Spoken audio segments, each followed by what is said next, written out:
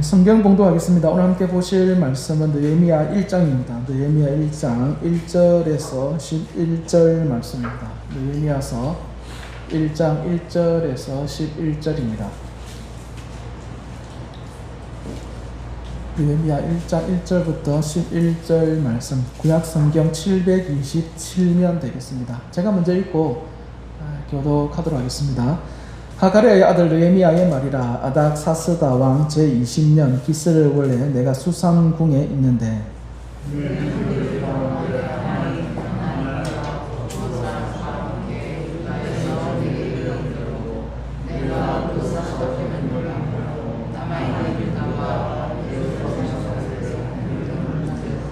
그들이 내게 이르되 사로잡힘을 면하고 남아있는 자들이 그 지방 거기에서 큰 환난을 당하고 능욕을 받으며 예루살렘 성은 허물어지고 성문들은 불탔다 하는지라.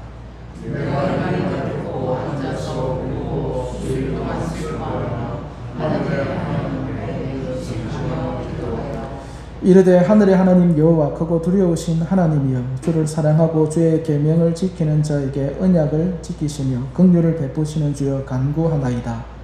이제 종이 주의 종들이 이스라엘 자손을 위하여 주여 기도하오며 우리 이스라엘 자손이 주께 범죄한 자들을 찾아오오니 주를 귀를 기울이시며 눈을 여시사 종의 눈을 비추시옵소서. 나와 내 아버지의 집이 범죄하여 주를 향하여 크게 악을 행하여 주께서 주의 종 모세에게 명령하신 계명과 율례와 규례를 지키지 아니하였나이다. 1절에 주께서 주의 종 모세에게 명령하여 이르시되 만일 너희가 범죄하면 내가 너희를 여러 나라 가운데 흩을 것이요 만일 내게로 돌아와 내 계명을 지켜 행하면 너희 쫓긴 자가 하늘 끝에 있을지라도 내가 거기서부터 그들을 모아 내 이름을 두려고 택한 곳에 돌아오게 하리라 하신 말씀을 이제 청하건대 기억하옵소서. 이르되 주께서 이 큰 권능과 강한 손으로 구속하신 이들에게 이르고 주의 백성이니이다. 같이 읽겠습니다. 주여 구하오니 귀를 기울이사 종의 기도와 주의 이름을 경외하기를 기뻐하는 종들의 기도를 들으시고 오늘 종이 형통하여 이 사람 앞에서 은혜를 입게 하옵소서 하였나니 그때 내가 왕의 술 강원이 되었느니라. 아멘. 네, 우리 앞뒤 좌우로 인사 나누도록 하겠습니다. 잘 오셨습니다. 잘 오셨습니다. 예, 한 번 더 인사 나눌까요? 하나님은 당신을 사랑하십니다. 하나님은 당신을 사랑합니다. 네, 오늘 느헤미야서를 이번 한 달 동안 아마 느헤미야서가 될 것 같습니다. 느헤미야서를 한번 살펴보게 될 것인데 오늘은 느헤미야서 기본적인 배경하고 관련해서 말씀을 좀 더 나눌까 생각하고 있습니다. 오늘 본문에 나오는 이 내용들은 바벨론에 의해서 멸망당한 이스라엘의 역사를 당하고 있습니다. 이전에 이제 남유다가 바벨론에서 멸망을 당하죠. 그래서 멸망당한 이후에 이스라엘은 어떻게 되느냐? 멸망당했으니 그걸로 끝이냐? 그렇지 않더라는 거죠. 그 이후에도 이스라엘의 역사는 계속 진행이 되는데 이 바벨론이라고 하는 나라도 결국에는 이 페르시아라고 하는 나라에 의해서 멸망을 당합니다. 멸망을 당하고는 그때 페르시아의 왕이 고레스라고 하는 왕인데 이 고레스의 칙령에 의해서 총 3번에 걸쳐서 포로기한이 일어납니다. 그러니까 바벨론으로 끌려갔던 이스라엘이 3번에 걸쳐서 이제 본국으로 예루살렘이죠. 예루살렘 성이 있는 남유다로 기한하게 되는 거죠. 그래서 1차 포로 기한 때는 이 스룹바벨과 여호수아 이 두 사람에 의해서 1차 포로 기한이 일어나게 됩니다. 스룹바벨이라고 하면은 그 유다 가문의 혈통입니다. 왕족이죠, 왕족. 다윗 가문이죠. 다윗 가문의 혈통을 이어받은 왕족이 스룹바벨이고 그때 함께했던 이 여호수아는 대제사장이었습니다. 대제사장 가문과 다윗 혈통의 왕족 이렇게 두 사람이 주축이 되어서 가는 거죠. 참고로 말씀을 드리면은 이 여호수아라고 하는 이름은 그 호세아하고 여호와 두 가지 글자가 합쳐진 단어입니다. 이 호세아의 뜻은 이제 구원하다, 구원자 이런 뜻이고, 여호와는 이제 하나님의 이름이죠. 그래서 여호수아의 뜻은 하나님께서 구원하신다, 이 정도가 될 겁니다. 근데 이 여호수아를 줄인 말이 있거든요. 그 줄인 말이 뭔지 아십니까? 여호수아를 줄인 게 예수입니다. 예수. 그래서 여호수아나 예수나 이름이 똑같습니다. 그 아람 방언으로 하면은 예수가 아니고 예수아 해가지고 여호수아하고 거의 비슷한 발음이 나오거든요. 그래서 이런 이제 이름의 변천 한번 참고해 주시면 될 것 같고요. 그 다음에 2차 포로기아는 누구에 의해서 일어나느냐? 학사 에스라입니다. 학사 에스라. 누구라고요? 에스라. 에스라는 보통 우리가 학사, 하나님의 율법을 연구하는 사람으로 알고 있는데, 원래 신분은 제사장입니다. 이 사람도. 그래서 제사장 겸 학사 에스라. 보통 이제 그렇게 호칭이 됩니다. 그래서 2차 포로기아는 이 에스라에 의해서 일어나게 되고, 3차 포로기아는 누구에 의해서 일어나느냐? 이제 오늘 본문에 등장하게 될 느헤미야에 의해서 일어나게 됩니다. 근데 1차, 2차, 3차 포로기한을 보면은요, 다 특징이 있는데, 1차 포로기한 때는 역사적으로 볼 때에 성전 재건에 굉장히 힘을 씁니다. 성전 재건. 뭐 그렇다고 해서 완벽하게 솔로몬 시대의 성전을 재건축했는가? 거기에는 한참 못 미칩니다. 가지고 있는 자원이 부족하기 때문에 그냥 예배 드릴 수 있을 정도의 최소한도의 어떤 형태를 갖춘 어떤 성전 재건, 그게 이제 1차 포로기한 때에 일어납니다.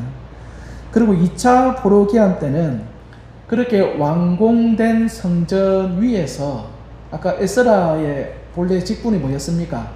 제사장 아닙니까? 제사장이면서 또 율법에 능통한 사람이다 보니까 1차 포로기한이 만들어 놓은 그 성전 바탕 위에서 하나님의 말씀을 가르치고 교육하고 하는 요 일에 이제 2차 포로기한자들은 힘쓰는 그런 모습들을 보여주었습니다. 그리고 3차 포로기한 때는 뭐 했느냐면 성벽 재건입니다. 성벽을 재건하고 또 예루살렘 주변에서 이스라엘에게 위협이 될 만한 세력들을 하나둘씩 이렇게 정리하고 다시는 일들을 이 느헤미야 3차 포로기한 때에 하게 됩니다. 그래서 이거 1차, 2차, 3차, 물론 본인들이 나 이거 할 거야, 나 이렇게 계획할 거야, 뭐 이렇게 해서 된 건 아니에요. 이 모든 것이 하나님의 그 섭리인데, 이스라엘이 재건되는 그 과정들을 보면은요, 참 특이한 게 뭐냐면은, 아까 1차 때에 뭐부터 했댔습니까? 성전입니다. 성전을 재건하고, 2차 때는 뭐라고요? 하나님의 말씀을 가르치는 거. 그리고 3차 때에 뭐 한 겁니까? 성벽을 재건하는 거예요. 그러니까 본인의 생계를 유지하기 위해서는 제일 먼저 뭐부터 해야 됩니까? 원래 성벽을 만들어야죠. 성벽을 재건하고 우리 주변에 있는 적들을 다 쫓아내고, 여기 먼저 아니겠습니까? 근데 하나님은 이스라엘의 재건의 순서를 어떻게 정하시냐면은, 먼저 하나님 앞에 드려야 될 예배를 먼저 회복을 시켰어요. 성전을 만들고 말씀을 가르치고 하면서 예배 공동체로 먼저 회복을 시키고 난 다음에, 그 다음에 뭐 하신 겁니까? 우리의 일상의 삶들, 우리의 생계와 관련된 성벽을 재건하는 것과 주변의 적들을 정리하는 이런 일들을 하시더라입니다. 그래서 하나님께서는요, 성벽, 이스라엘의 재건뿐만 아니고 성도의 삶을 회복시키실 때, 그리고 교회를 회복시키고 부흥하실 때에 제일 먼저 뭐부터 하신다는 겁니까? 예배의 회복입니다. 여러분, 이거 잃어서는 안 됩니다. 교회가 예배가 회복이 안 된다, 말씀이 회복이 안 되고 그것에 대한 반응이 회복이 안 된다, 그러면은요, 성도의 개인적인 삶도 마찬가지지만 우리가 거기에 먼저 우선순위를 둘 수 있어야 되더라는 거예요. 과연 내 삶은 혹은 내 교회는 예배가 지금 회복되고 있는가? 그리고 그 회복이 되고 난 다음에 하나님께서 어떤 복을 내려주시는 겁니까? 우리 일상의 복이 주어지더라는 것입니다. 그래서 그 예배의 회복에, 또 하나님과의 관계의 회복에 우선순위를 두는 저와 여러분 되시기를 바랍니다. 그 다음에 1차와 2차, 3차 요 시간적 간격도 우리가 조금 살펴볼 필요가 있습니다. 1차 포로기한이 일어나고 난 다음에 2차 포로기한이 일어나는데, 이 1차와 2차의 시간적 간격이 좀 있습니다. 얼마가 되냐면 혹시 기억나십니까? 1차, 2차. 그 주석 이런 거 찾아보면 대략 한 78년 보시는데, 하여튼 대략적으로 한 80년 정도의 시간적 간격이 있습니다. 그리고 2차하고 3차하고는요, 13년 정도의 시간적 간격이 있어요. 그래서 전체 1차와 3차 사이에는 91년 정도가 되는데, 대략 한 100년 정도로 봅니다. 약간 이렇게 연도의 차이가 있기 때문에. 그래서 1차 포로기한자들이 있고 난 다음에 대략 한 100년이 지나서 몇 차가 일어나는 겁니까? 3차 느헤미야의 포로기한이 일어나게 되더라. 그래서 3차 때는요, 1차 때의 포로기한자들이 거의 다 죽고 없습니다. 간혹 소수의 어떤 극소수의 사람들이 살아서 아주 어릴 때 기한했던 사람들이죠. 그런 사람들이 3차에까지 남아있는 것들을 볼 수 있는데, 거의 3차 때에는 다 하나님의 부름을 받고 거의 남아있지 않다라는 거, 이런 좀 차이들, 이런 배경들이 있습니다. 근데 혹시 생각해 보셨는지 모르겠는데, 느헤미야의 3차 포로기한 때, 저희 나라는 뭐 하고 있었을 것 같습니까? 우리나라는 그때 뭐 하고 있었을까? 그게 좀 궁금하더라고요. 이게 성경이 이게 상상 속의 어떤 신화적인 일이 아니고 역사적인 일이잖아요. 그러면은 야, 이거 연도상 비교해 볼 수 있지 않을까? 그래서 우리나라하고 상당히 많이 비교를 해봤거든요. 해보니까 느헤미야 이때에 우리나라는 뭐 하고 있었냐면은 고조선 시대입니다. 고조선 시대인데 그 중에서도 이제 초기 어떤 중앙 집권의 형태가 갖추어져가는, 국가 형태가 만들어져가는 과정이 이 시기더라고요. 그러니까 이 시기에 이미 이스라엘은요, 나라를 한번 쉽게 말하면 한번 말아먹었죠. 한번 말아먹고 포로로 끌려가가지고 어떻게 할 거냐 뭐 이렇게 소란 피우고 있을 때 우리나라는 이제 고조선 건국해가지고 나라 세웠다고 이럴 시기. 그럼 다윗이 돌팔매해가지고 골리앗을 죽이던 그때는 우리 뭐 하고 있었겠습니까? 한참 전의 시대죠. 그래서 이 성경의 역사가 우리가 많이 읽고 하다 보니까 굉장히 가깝게 느끼는데, 실제로는 어떻다라는 겁니까? 약간 먼 시절의 이야기를 이렇게 우리가 읽고 있는 거예요. 그러다 보니까 그 시대의 배경을 모르고 우리의 입장에서 성경을 보면은 오해의 소지들이 이제 많이 이제 일어나는 거죠. 그러니까 이런 건 한번 참고해서 보시면 재밌을 것 같습니다. 그 다음에 이제 오늘 이제 본문의 내용이 이제 본격적으로 이제 들어가야 되는데, 오늘 이 본문의 내용의 전체적인 기본 배경은 뭐냐면은요, 이 당시 중대 근동에 있던 나라들의 식민 정책입니다. 식민 정책. 원래 이 바벨론이 있기 전에 아수르라고 하는 나라가 있었는데, 이 아수르가 북이스라엘을 멸망시키죠. 그리고 남유다는 누가 멸망시켰겠습니까? 바벨론. 이 바벨론이 아수르를 무너뜨리고 남유다를 멸망시킨 겁니다. 이제 그런 과정에 있는데, 이 아수르라고 하는 나라가요, 이 북이스라엘을 멸망시키고 난 다음에 펼친 정책이 민족 이주 정책입니다. 반란을 일으키지 못하도록 전 세계에 그냥 흩어버리는 거예요. 흩어버리고 이제 다른 이제 세계에 있던 이방인들을 북이스라엘에 이렇게 딱 정착을 시켜버리는 거죠. 그렇게 이주 정책을 펴게 되고, 그 다음에 남유다도 이제 바벨론에 의해서 그렇게 이주 정책을 펴게 됩니다. 반란을 일으킬 소지가 있거나 뭐 신분이 좀 좋다, 귀족이다 이러면 다 끌고 가버리는 거예요.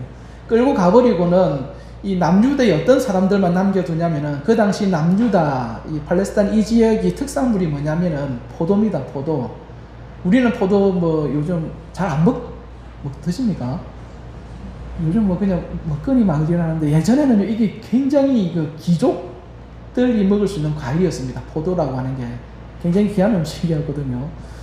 그러니까 그 특산물이 나는 곳이다 보니까 그 특산물을 키워서 조공 바칠 수 있는 사람들만 거의 남겨둔 거예요.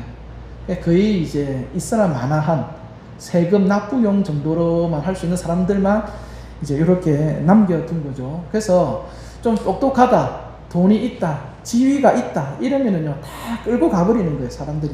그때 바벨론 사람들이. 그러니까 바벨론 입장에서 이제 이 남유다에 남아있는 사람은요 거의 뭐 쓰잘데없는 사람들, 뭐 너가 뭐 할 수 있겠어? 포도 키우는 거 말고 이런 사람들만 남겨둔 거예요. 근데 놀라운 건 뭐냐면은요, 그렇게 버림받은 이 사람들, 유다에 남아있는 이 사람들이 나중에 귀환해서 돌아오는 사람들과 힘을 합쳐서요, 이스라엘을 많은 겁니까? 재건하더라는 거예요. 이게 참 놀라운 일입니다. 그렇게 뛰어나거나 탁월한 게 아니라 하나님 앞에 거의 외면당하고 버림받은 사람들인데 하나님께서 이런 사람들을 들어 쓰신다. 근데 오늘 우리가 살펴볼 이 느헤미야라고 하는 인물도요, 사실 이 사람이 과연 이스라엘을 재건하는데 앞장설 수 있는 사람이었는가? 절대로 그렇지 않더라는 겁니다. 왜냐하면은 오늘 보면 3절 볼까요? 3절 말씀 같이 한번 읽어보겠습니다. 오늘 보면 3절 말씀 찾으셨습니까? 3절 같이 한번 읽어보겠습니다. 시작.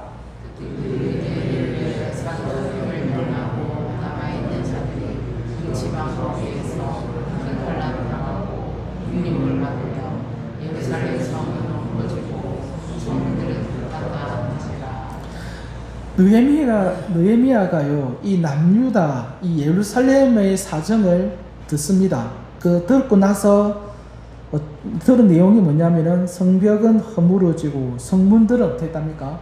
불에 타버렸다. 이 이야기를 듣고 나서요, 4절에서 느헤미야가 보인 반응이 특이합니다. 내가 이 말을 듣고 앉아서 울고 수일 동안 슬퍼하며 하늘의 하나님 앞에 뭐 했답니까? 금식하고 기도하여. 이게 아까 이제 저번 주 오후 때 잠시 말씀을 드렸는데 여기 보면 수일 동안이라고 되어 있는데 실제로는 몇 개월이랬습니까? 3에서 4개월 정도입니다. 3에서 4개월의 기간을 하나님 앞에 울면서 금식하고 막 이렇게 하루하루를 보내왔던 거예요.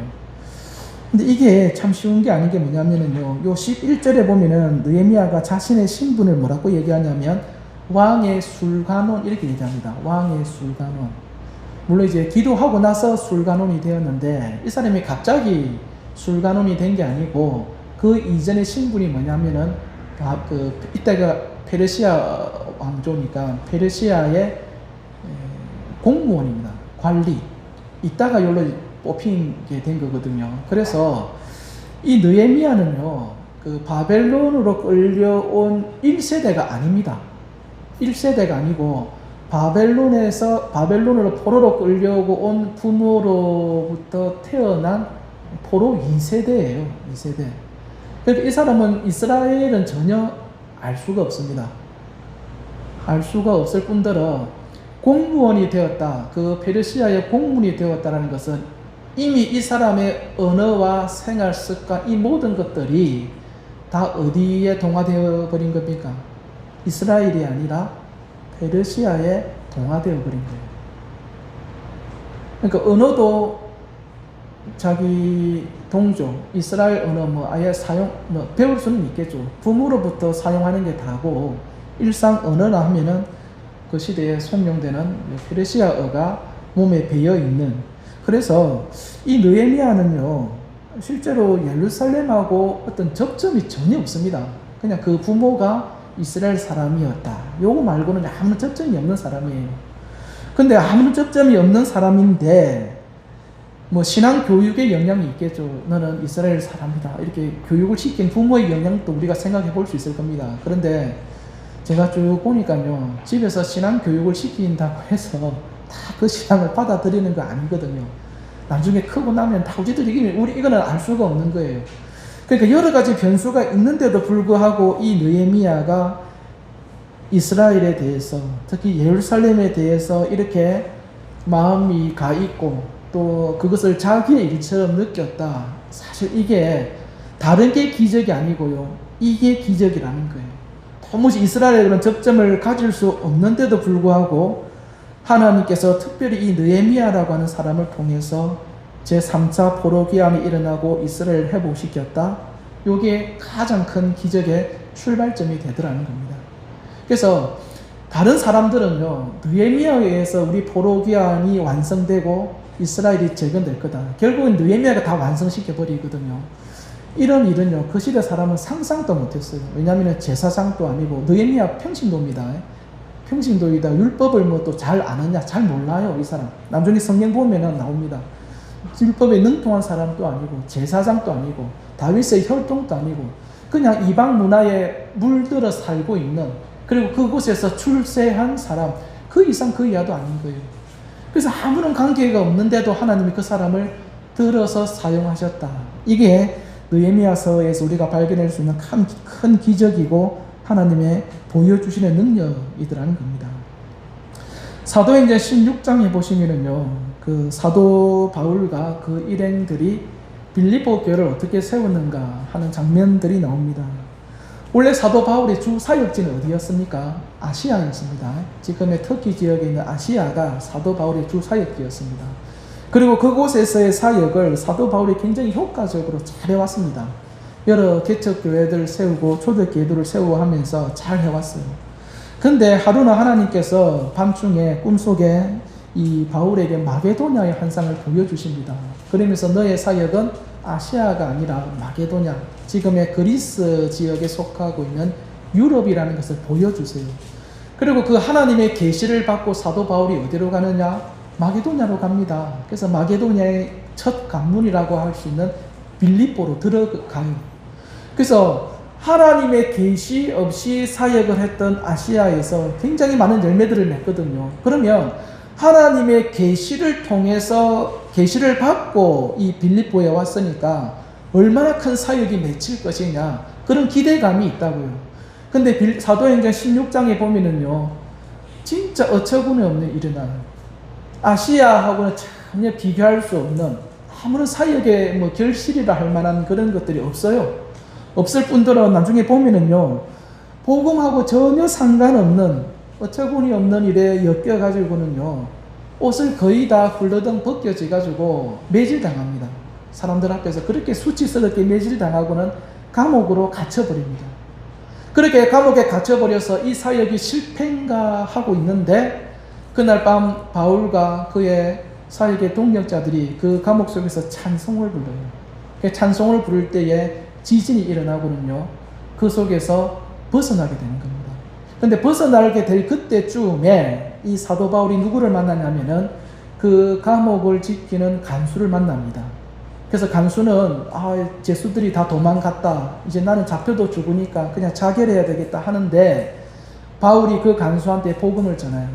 그리고 그 복음을 받아들인 이 간수는요, 자기 집안 사람들에게도 복음을 전하면서 그 간수와 그 가족들이 다 구원받는 거예요. 그때 이제 사도 바울이 아는 거예요. 자기가 왜 이 감옥에 끌려왔는가, 아무도 복음과 관련이 없는 일에 억울하게 연관 맺어져가지고 내가 왜 이 감옥에 와야 됐는가, 왜 왔겠습니까? 하나님이 구원하실 자가 어디에 있는 거예요? 그 지하 감옥에 있었기 때문에 하나님께서 보내신 거예요. 여러분, 전도 방법이 굉장히 많이 있습니다. 연구를 하면은 한 번 물면은 놓지 않는다고 해서 진돗개 전도법이 있고요. 믿을 때까지 찔러보자 해서 무슨 전도법입니까? 고구마 전도법이죠. 고구마 익었는지 이렇게 찔러보잖아요. 그래서 그런 전도법도 있고, 김치 전도법 아십니까?